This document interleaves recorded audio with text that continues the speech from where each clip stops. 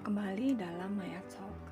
Kali ini Maya Talk akan membahas mengenai bagaimana sebuah proses belajar bisa efektif. Apa sih syarat-syarat yang mendukung munculnya efektivitas belajar itu atau proses belajar yang berhasil?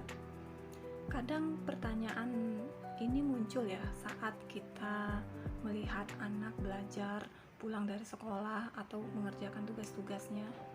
Kita bertanya dalam hati, benar nggak sih anak saya sudah belajar?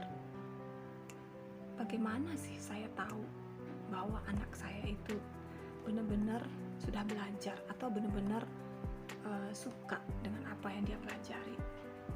Nah, untuk menjawab pertanyaan ini ada sebuah kajian menarik ya dari seorang profesor pendidikan bernama Susan A. Ambrose.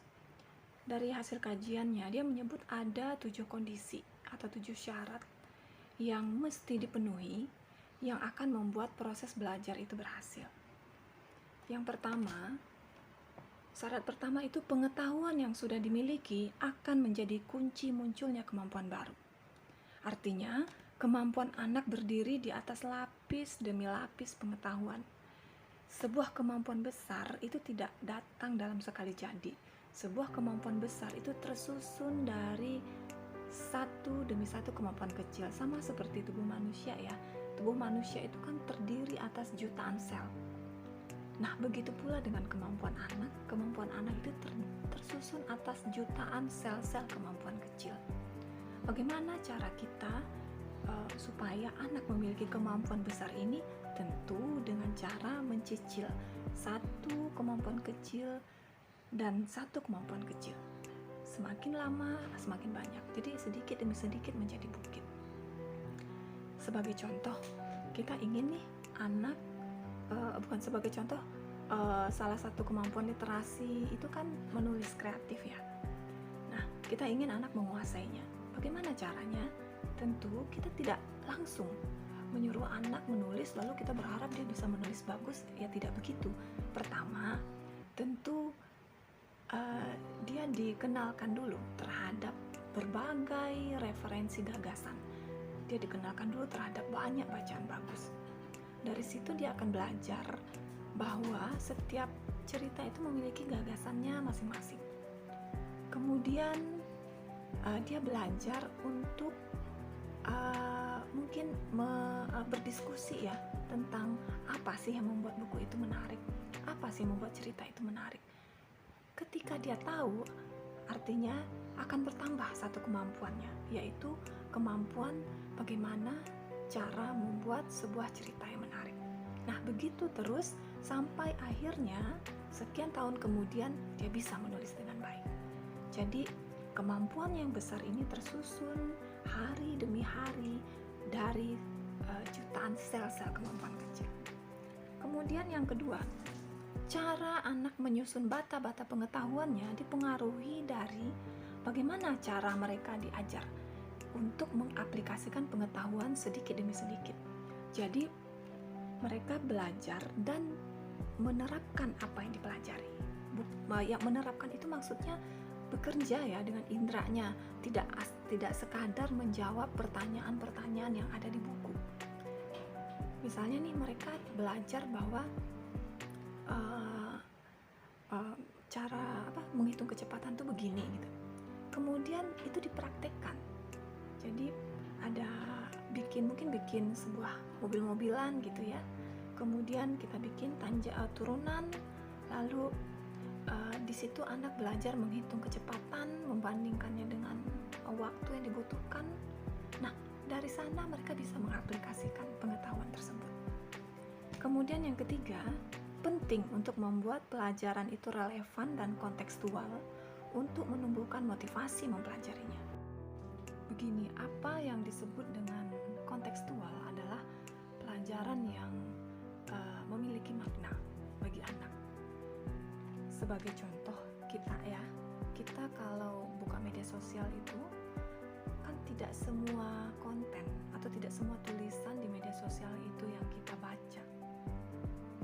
Walaupun sependek apapun itu ya tulisannya, belum tentu juga kita akan membaca. Kenapa? Karena nggak penting sama kita. Tapi ketika kita menemukan sebuah artikel panjang misalnya, kita betul-betul fokus membacanya dari paragraf pertama sampai paragraf terakhir. Kenapa? Padahal itu tulisannya panjang. Kenapa kita tidak membaca tulisan-tulisan sebelumnya yang pendek? Karena tulisan yang panjang ini ada maknanya bagi kita, relevan dengan hidup kita. Nah, kalau kita yang dewasa saja seperti itu, apalagi anak-anak. Membuat mereka mempelajari sesuatu yang ada maknanya bagi mereka, yang membangkitkan keingintahuan mereka, akan membuat proses belajar itu berhasil. Yang keempat, untuk membuat anak menguasai satu topik, penting bagi mereka untuk mempelajari variasi subjek. Lalu mereka belajar untuk mengintegrasikan pengetahuan tersebut. Saya akan kasih contoh sederhana.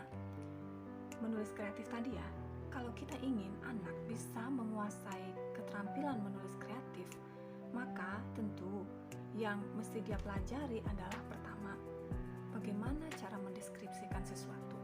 Yang kedua, bagaimana cara menyusun struktur cerita.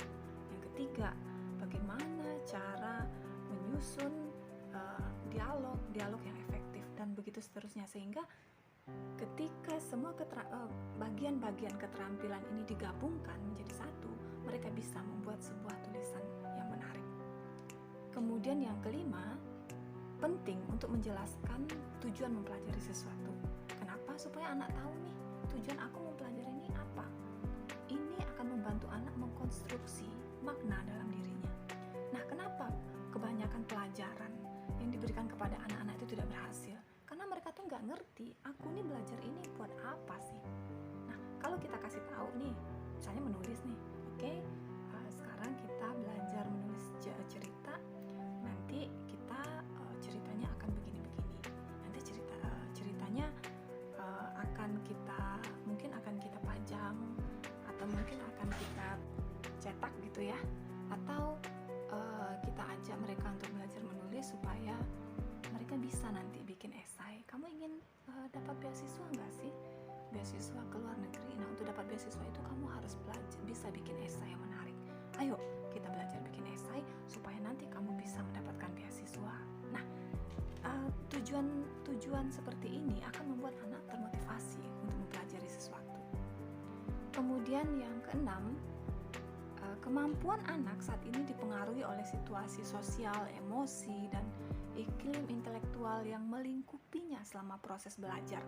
Artinya, guru atau mentor atau orang tua memiliki pengaruh besar untuk pengembangan kecakapan intelektual mereka. Penting untuk membangun hubungan, untuk membuat anak membangun persepsi positif terhadap dirinya. Penting membangun hubungan yang baik antara mentor dengan anak dan yang semacam itu. Kemudian yang terakhir, untuk menjadi pembelajar mandiri, anak harus belajar untuk mengevaluasi pengetahuannya secara sadar.